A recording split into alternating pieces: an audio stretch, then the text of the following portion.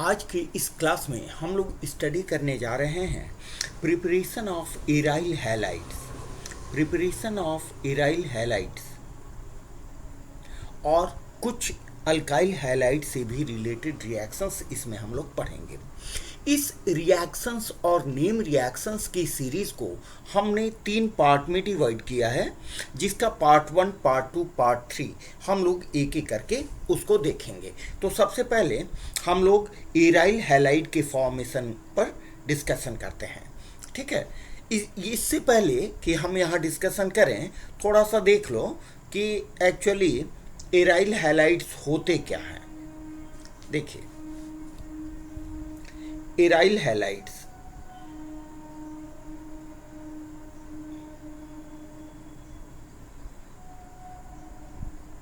Aryl halides means कि जब benzene में हैलाइड ग्रुप अटैच्ड हो, बेंजीन में हैलाइड ग्रुप अटैच्ड हो, then these are said to be aryl halides. अब इस एराइल हैलाइड्स को हम कैसे बनाएंगे, तो इसको आप 2-3 पार्ट में देख लो। यहाँ पर जब X के बदले हम क्लोराइड या ब्रोमाइड लेते हैं, तो उसको एक प्रिपरेशन मेथड से हम उसको बना सकते हैं। ठीक है, लेकिन जब X के बदले हम आयोडाइड लेते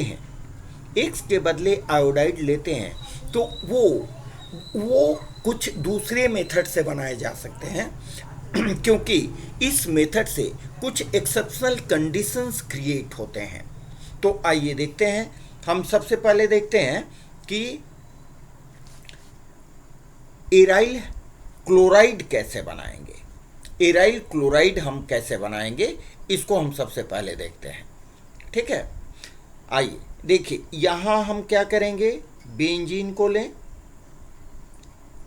बेंजीन को Cl2 को हम तोड़ के लिखते हैं ClCl।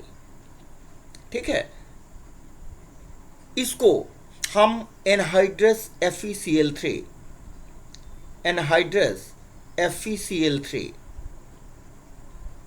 या AlCl3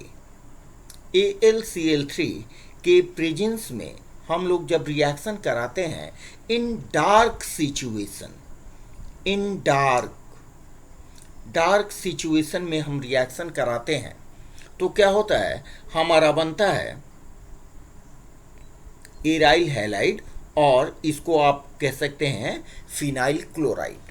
ठीक है, अब देखें, हैलाइड, इसमें हैलाइड का एडिशन हो रहा है, इसलिए इन जनरल इस रिएक्शंस को हम बोलते हैं हैलोजेनेशन ऑफ बेंजीन। ठीक है, लेकिन चूंकि यहाँ पर पर्टिकुलर केस हम देख रहे हैं क्लोरीन के एडिशन का, इसलिए पर्टिकुलरली हम इसका नाम देंगे क्लोरीनेशन ऑफ बेंजीन। ठीक है, एक बात और, इनके बदले हम Fe को भी ले सकते हैं। Fe को ले सकते हैं तो क्या होगा, Fe को लेने से हमारा यही काम करेगा। कैसे, देखिए, ये रहा आपका Fe, ये Cl2 से रिएक्ट किया। ठीक है, तो हमारा प्रोडक्ट बनेगा FeCl3। बैलेंस करें तो देखिए 2FeCl3 बन गया। इसीलिए ये रिएक्शन चाहे तो Fe के प्रेजेंस में या एनहाइड्रस FeCl3 या AlCl3 के प्रेजेंस में कराया जा सकता है। ठीक है, जैसा कि आपको भी मालूम है, ये FeCl3 और AlCl3 एक लेविस एसिड है। FeCl3 और AlCl3 लेविस एसिड है। ये लेविस एसिड इस रिएक्शन में कैटलिस्ट की तरह काम करते हैं, एज ए कैटलिस्ट। कैटलिस्ट की तरह कैसे काम करते हैं? कैटलिस्ट की तरह भी काम करते हैं और इलेक्ट्रोफाइल जेनरेट भी करते हैं। उसको देख लें, इलेक्ट्रोफाइल कैसे जनरेट करते हैं। हम Cl2 को लिख रहे हैं Cl प्लस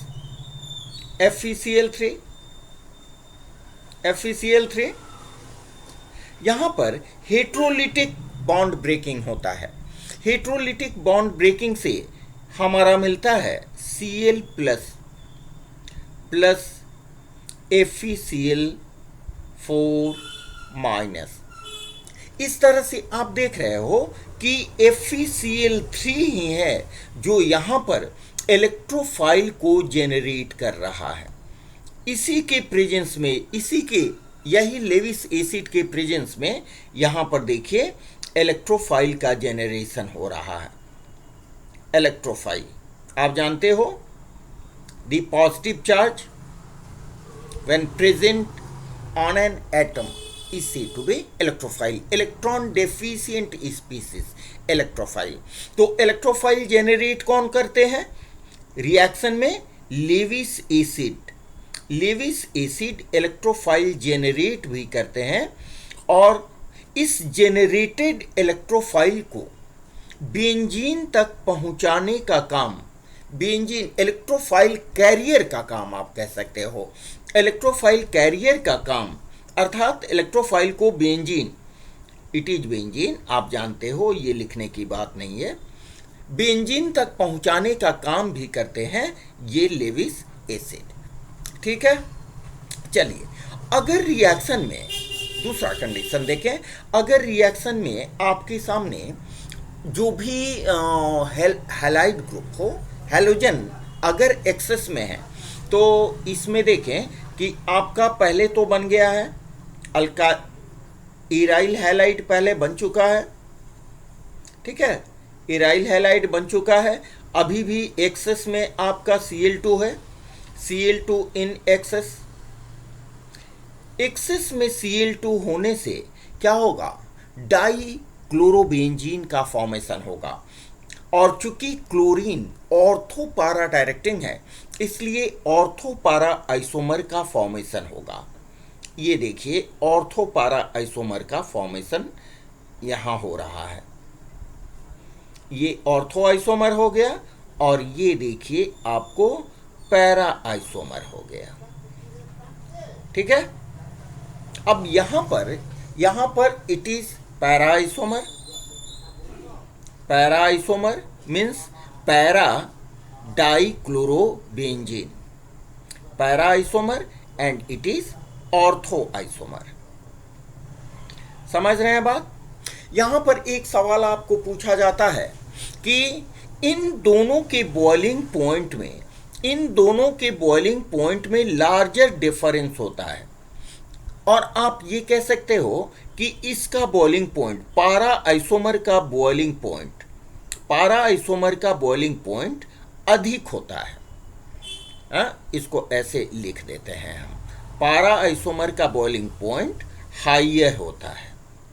ठीक है, जबकि ऑर्थो आइसोमर का बॉइलिंग पॉइंट लोअर होता है। ठीक है, इसका कारण क्या है? इसका कारण ये है कि पारा आइसोमर्स जो होते हैं वो सिमेट्रिकल नेचर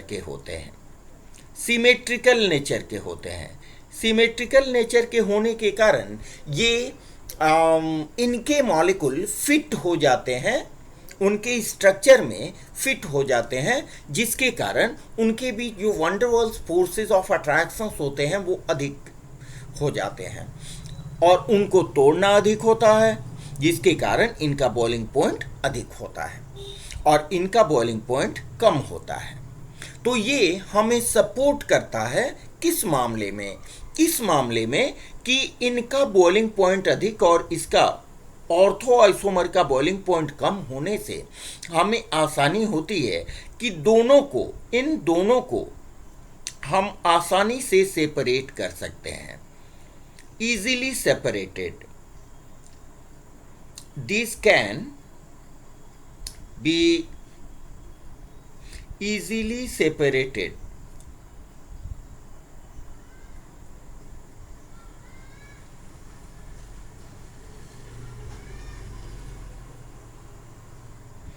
क्यों? क्योंकि दोनों के बॉइलिंग पॉइंट में काफ़ी डिफरेंस होता है। समझ में आ रही है बात? चलिए अब इसी को थोड़ा बढ़िया से हम लोग रिवाइज कर लिया जाए।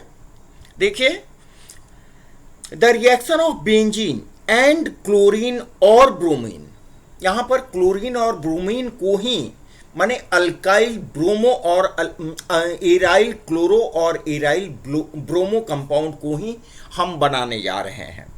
ठीक है, रिएक्शन ऑफ बेंजीन और reaction of benzene and chlorine or bromine in presence of Lewis acid catalyst like FeCl3 और AlCl3 in dark, यहां पर आप ये भी लिख लो Fe, ठीक है, गिब्स क्लोरो और ब्रोमोबेंजीन, क्लोरो और ब्रोमोबेंजीन का फॉर्मेशन करता है।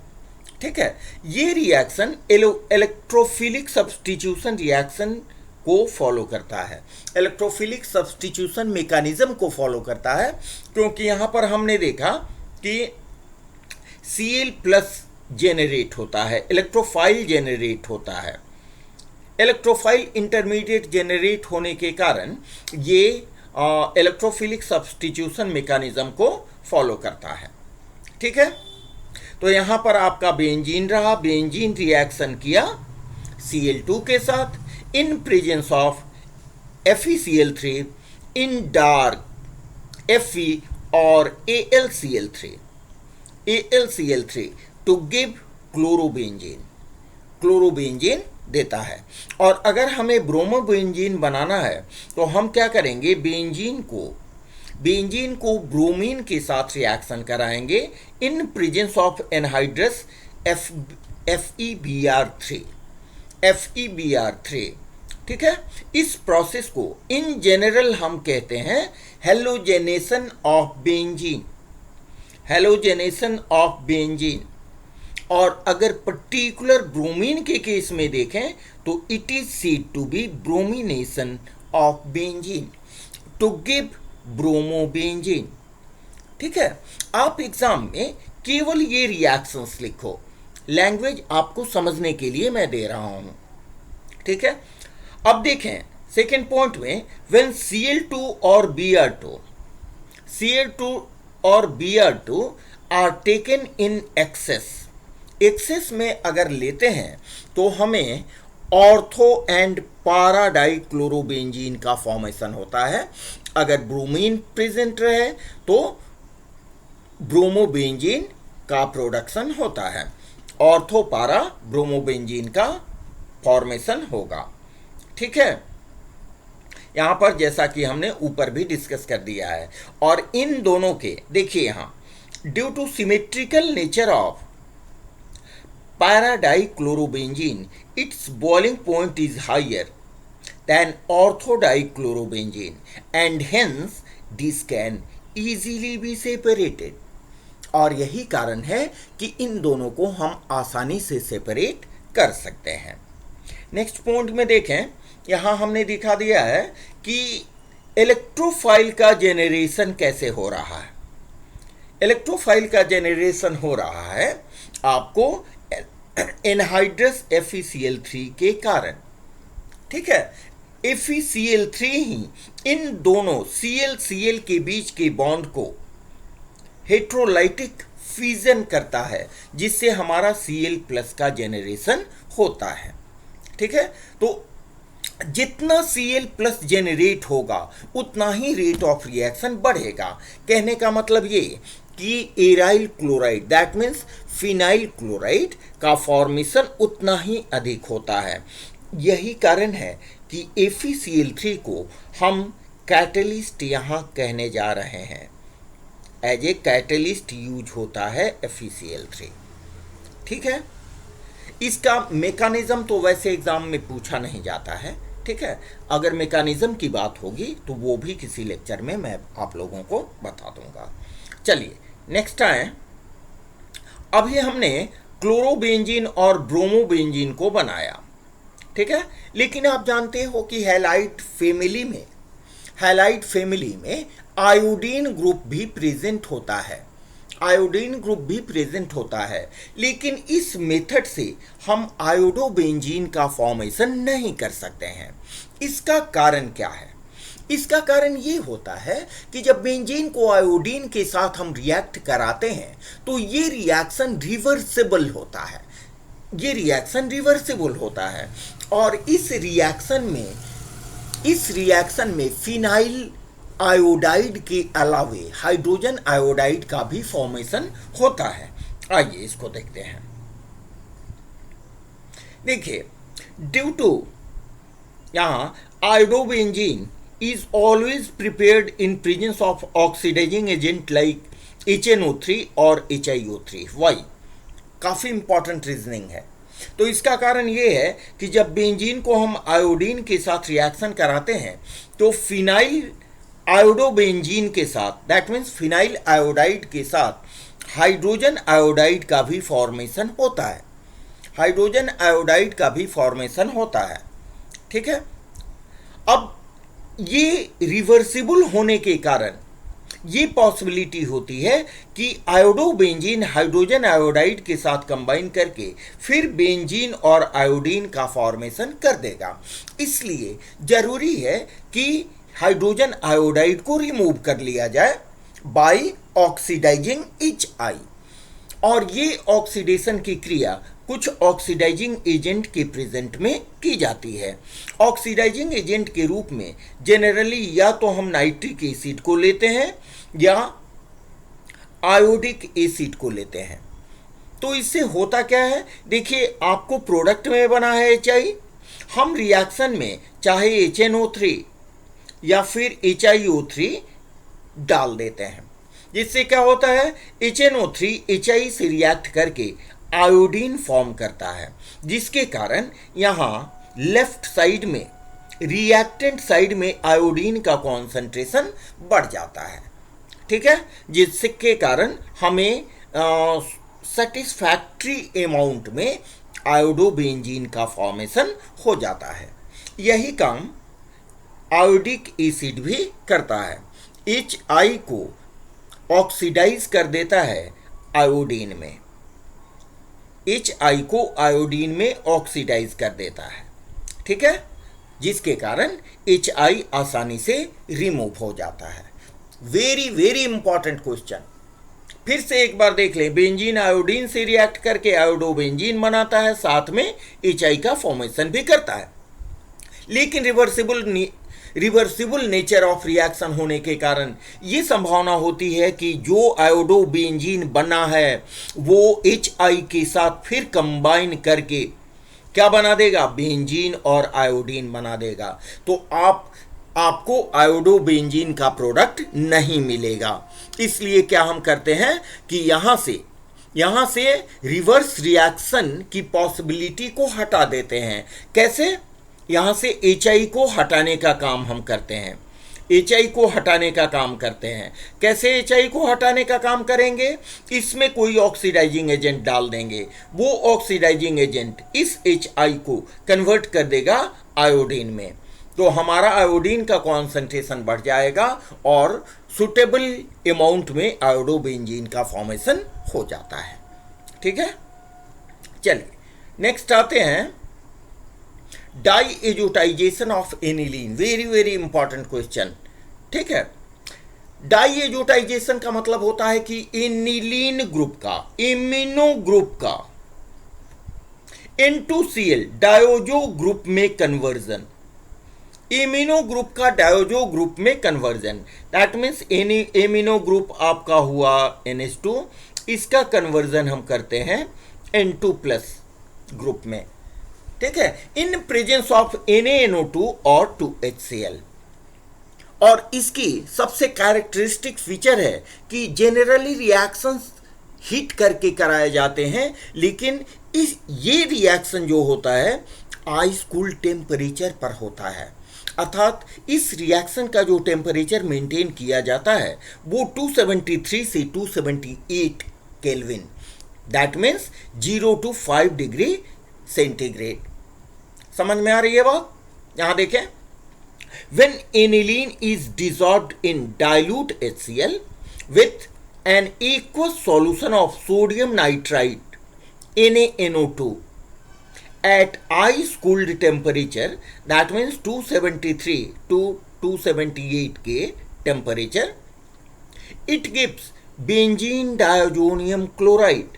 बेंजीन डायजोनियम क्लोराइड बहुत इंपॉर्टेंट कंपाउंड है, इसकी स्टेबिलिटी कुछ कम होती है। इसकी कम स्टेबिलिटी ही ढेर सारे कंपाउंड को बनाने का एक बेस तैयार करती है।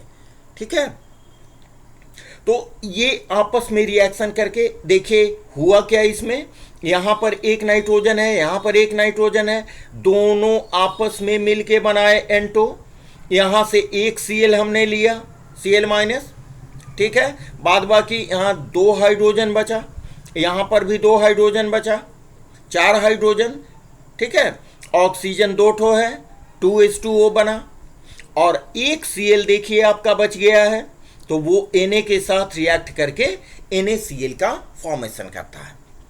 यहां एक बात जानने वाली है कि ये जो NaNO2 हम लेते हैं और HCl लेते हैं, वास्तव में रिएक्शन होता है HNO2 से, लेकिन ये HNO2 हाईली अनस्टेबल होता है। हाईली अनस्टेबल होने के कारण हम क्या करते हैं कि इस HNO2 का इन situ फॉर्मेशन करते हैं। दैट मीन्स कि HNO2 जिन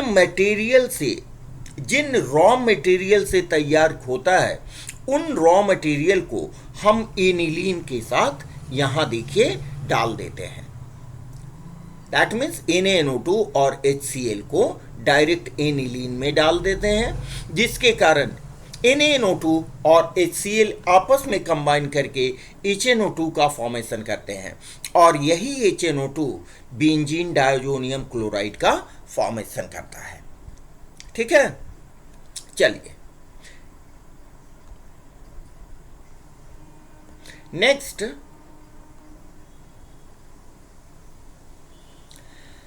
यहां पर आप ज्वाइन कर सकते हैं TNT केमिस्ट्री वर्ल्ड। और ये बता दें कि 1 मिनट कॉन्सेप्ट में हम एक एक रिएक्शंस को शॉर्ट्स के रूप में प्रोवाइड कर रहे हैं, जो आपके लिए काफ़ी उपयोगी होगा। ठीक है, तो मिलते हैं हम लोग नेक्स्ट वीडियो में कुछ इंपॉर्टेंट नेम रिएक्शंस के साथ। तो आप लोग जस्ट हमारे साथ बने रहिए। ओके, तो आते हैं नेक्स्ट वीडियो में, देखिए इसके आगे का पार्ट। Okay, thank you.